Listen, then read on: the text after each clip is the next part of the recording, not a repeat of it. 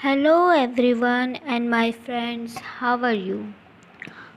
मैं रंजना शर्मा आपके समक्ष आज जो कहानी प्रस्तुत करने जा रही हूँ उस कहानी का शीर्षक है कम्मो मौसी। आज सुबह से ही घर में चहल पहल हो रही थी। इस शोर से मेरी नींद भी टूट गई। और क्यों ना हो, आखिर मौसी आने वाली थी। अपने मन में कम्मो मौसी कम्मो मौसी बहुत सालों बाद घर में आ रही थी, लगभग 7-8 साल बाद। कुछ वजह से मौसी अपने मायका आना छोड़ दी थी।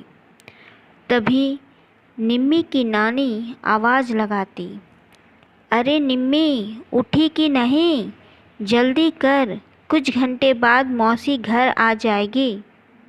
निम्मी आवाज़ देती हुई, हाँ नानी, उठ गई, नहाने जा रही हूँ। घर में चारों तरफ सजावट देख मन एकदम महक सी उठी। तरह तरह के पकवानें बन रही थी। सभी घर वाले कामों में व्यस्त थे, पर मामी का मुंह अभी भी कुछ ठीक नहीं लग रहा था।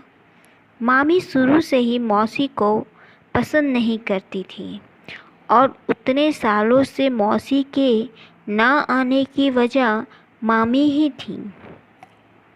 जब हम छोटे थे तब मैं और मामी की लड़की सिम्मी दोनों ही खेल रहे थे। तभी सिम्मी की रोने की आवाज़ सुन मामी किचन रूम से बाहर निकली और बिना कुछ जाने मुझे 2 थप्पड़ मार दी। वहीं कुछ दूरी पर मौसी चावल चुन रही थी। मुझे थप्पड़ मारते देख बोल पड़ी, अरे भाभी, आपने निम्मी को थप्पड़ क्यों मारा, उसकी क्या गलती थी। बस मामी शुरू हो गई, हाँ हाँ, उसकी क्या गलती नहीं थी, गलती मेरी है जो मैंने सिम्मी को उसके साथ खेलने दिया। निम्मी बिन माँ बाप की बच्ची है, इसका मतलब ये तो नहीं कि हर बार गलती उसी की हो।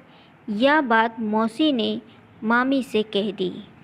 मौसी की नई नई शादी हुई थी और वह अपने पग फेरे के लिए घर आई थी, पर मामी की रवैया ने उसे झकझोर के रख दिया था।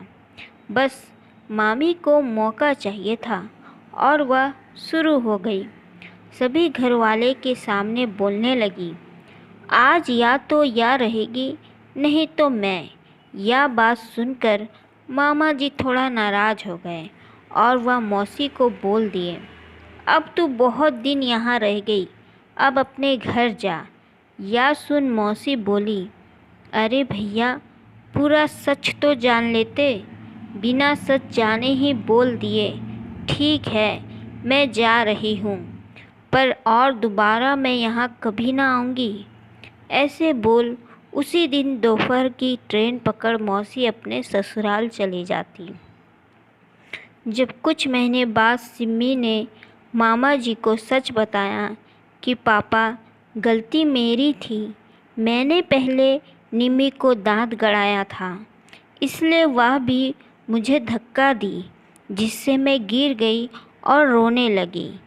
मेरी रोने की आवाज़ सुन माँ ने बिना कुछ जाने निम्मी को 2 थप्पड़ लगा दिया, जिससे मौसी को गुस्सा आया और मौसी और मामी के बीच बहस होने लगी।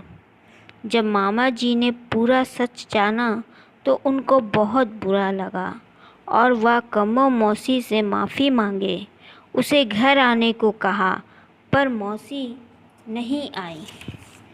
बहुत विनती करने के बाद वह राजी हुई, इसलिए आज उनके स्वागत के लिए सब तैयारियां, सजावटें, उनके मनपसंद की व्यंजन पकवानें बन रही थी। तभी बाहर से नानी ने आवाज़ लगाई, अरे निम्मी, तैयार हुई कि नहीं, नीचे आ देख, मौसी आ गई।